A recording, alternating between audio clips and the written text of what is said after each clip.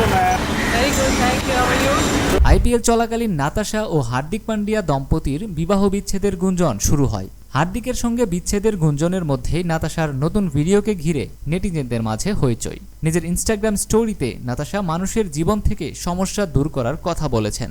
বিশ্বকাপের আসরেও হার্দিকের পাশে দেখা যায়নি নাতাশাকে, এমনকি দেশে ফেরার পরেও হার্দিকের পাশে নাতাশার অনুপস্থিতি ছিল চোখে পড়ার মতো।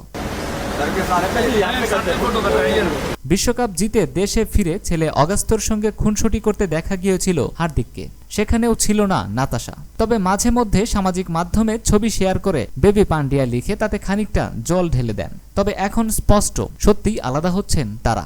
ডিভোর্সের খোরপোশ হিসেবে বরের 70% সম্পত্তিও পাচ্ছেন এই সার্বিয়ান মডেল। যদিও ব্যক্তিগত জীবনে তাকে নিয়ে আলোচনা থামছেই না।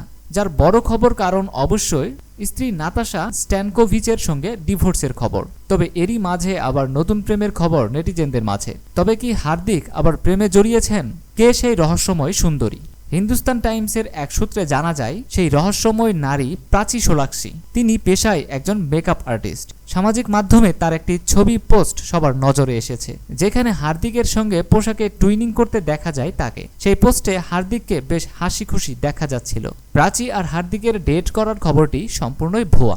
এটি সামাজিক মাধ্যমে মিডিয়ার কারসাজি। হার্দিককে নিয়ে প্রাচী ডেট করছেন না, তিনি শুধুই একজন বড় ভক্ত এই ক্রিকেটারের। তাই হার্দিকের সঙ্গে দেখা করবার পাশাপাশি আনন্দ প্রকাশ করে পোস্টটি শেয়ার করেছেন তিনি। ছবি পোস্টের ক্যাপশনে প্রাচী লিখেন, কেউ আমাকে চিমটি কাটবে প্লিজ, এবং মেনশন করে লিখেন, ধন্যবাদ এত উষ্ণ ব্যবহার করার জন্য।